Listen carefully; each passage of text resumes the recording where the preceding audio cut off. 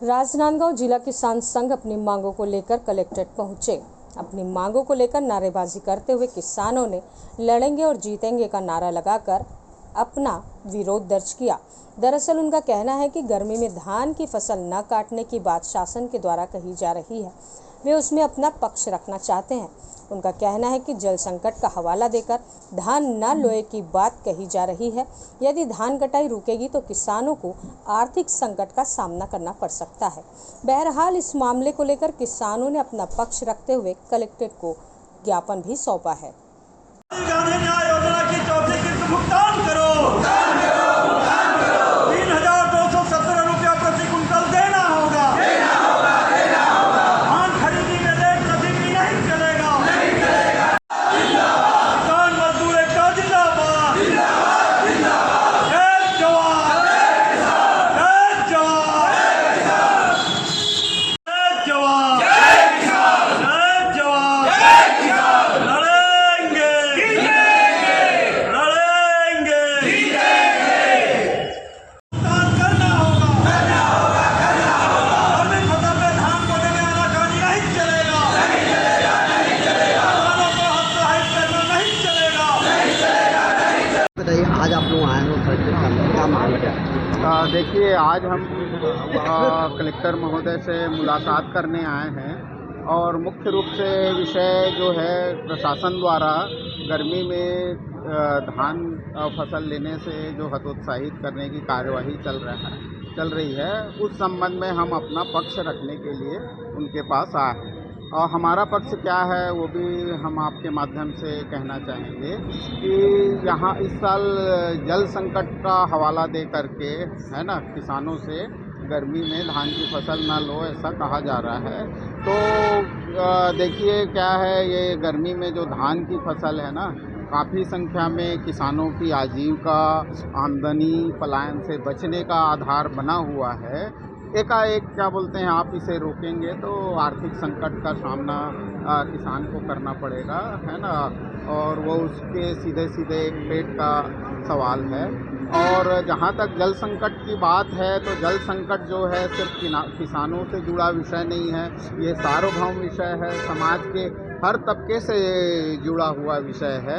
सिर्फ किसान धान नहीं बोएंगे तो क्या बोलते हैं जल संकट का समाधान हो जाएगा, ऐसा नहीं है भाई। आप क्या बोलते हैं, उद्योग जो है पानी खर्च कर रहे हैं, उसके प्रति क्या बोलते हैं शासन प्रशासन की नीति क्या है, ये भी क्या बोलते हैं हमको देखना चाहिए। और सबसे पहली चीज़ तो ये है, यदि संकट है, कोई समस्या है, तो उसका कारण क्या है ये देखिए भाई। हमारे यहाँ 1000 मिलीमीटर से ज़्यादा बारिश होती है और आज हम जल संकट झेल रहे हैं, तो इनके कारणों पे हमको विचार करना चाहिए। हम कुछ क्या बोलते हैं उदाहरण प्रशासन के सामने रखने जा रहे हैं कि भाई देखिए, सबसे पहले तो आपकी जो ये विकास का जो मॉडल है ना, आप कंक्रीट के जंगल खड़े कर रहे हैं, कंक्रीटीकरण कर रहे हैं, वो क्या बोलते हैं कितने दोषी हैं। हमारे जो पुराने कुएं हैं, तालाबों हैं, उनको अरे राजनांदगांव शहर में सैकड़ों के संख्या में तालाब थे, वो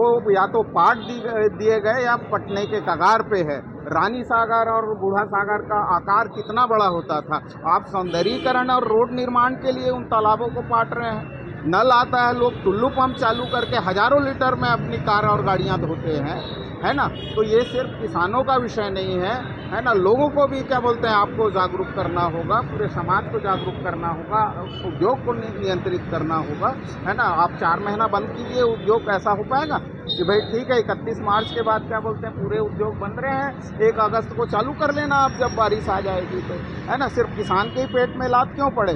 और सबसे बड़ी चीज़ कि भाई आपको प्रकृति इतना पानी दे रही है, उसको संजोने के लिए क्या कर रहे हैं। इतनी सारी सरकारी इमारतें हैं, नगर निगम की इमारतें हैं, निजी इमारतें हैं, रूफ वाटर हार्वेस्टिंग या क्या बोलते हैं वर्षा जल संचयन और संरक्षण के लिए क्या कर रहे हैं। चलिए कलेक्ट्रेट में देखते हैं क्या बोलते हैं वहाँ के छत का पानी कहाँ जाता है, वो ज़मीन के अंदर जाना चाहिए कि नहीं जाना चाहिए, जिला पंचायत के ऊपर का पानी भूमिगत जल में बदलना चाहिए कि नहीं। लाखों की संख्या में हम है ना अभी प्रधानमंत्री आवास बनाने जा रहे हैं, उनमें क्या बोलते हैं वाटर हार्वेस्टिंग का काम हम क्यों नहीं करते हैं, है ना। तो शासन प्रशासन को भी अपने बगल में झांक के देखना चाहिए। हमारे देश में ऐसे ऐसे उदाहरण हैं जहां 300-400 मिलीमीटर मात्र वार्षिक औसत वर्षा होती है और वो उन गांवों ने है ना वर्षा जल के संचयन करके, संरक्षण करके, प्रबंधन करके 12 महीने खेती के उदाहरण प्रस्तुत किए।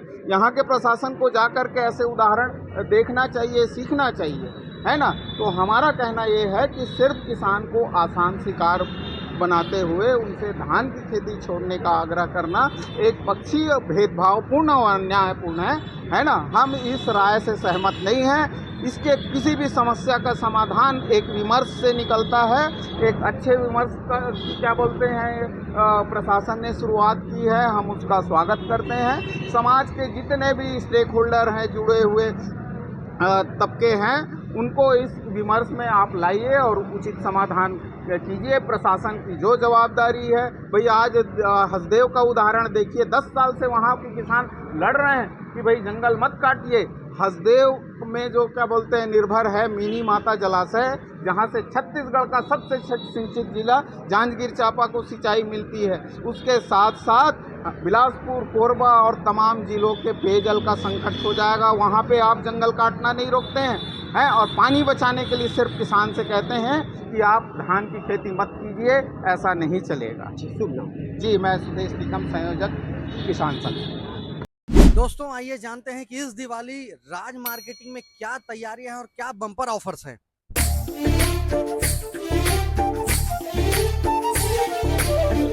फ्रिज में सबसे पहले आपको single door, double door fridge यहाँ मिल जाएंगे और शानदार तरीके से बहुत बड़े बड़े ब्रांड्स LG, वर्लपूल, हायर जैसे और बहुत सारे ब्रांड्स के फ्रिज यहाँ पर अवेलेबल है। आगे चलते हैं अपन, यहाँ पर हम देखेंगे सारी वेराइटी एसी की हमको यहाँ पर देखने की मिल रही है। हुंडई, वर्लपूल, सैमसंग और बहुत सारी कंपनियों के यहाँ पर एसी भी अवेलेबल है। दिवाली में यहाँ बम्पर गिफ्ट बहुत सारे ब्रांड्स पर बहुत अच्छे गिफ्ट्स यहाँ पर दिए जा रहे हैं और 0 डाउन पेमेंट की फैसिलिटी भी यहाँ मिल रही है।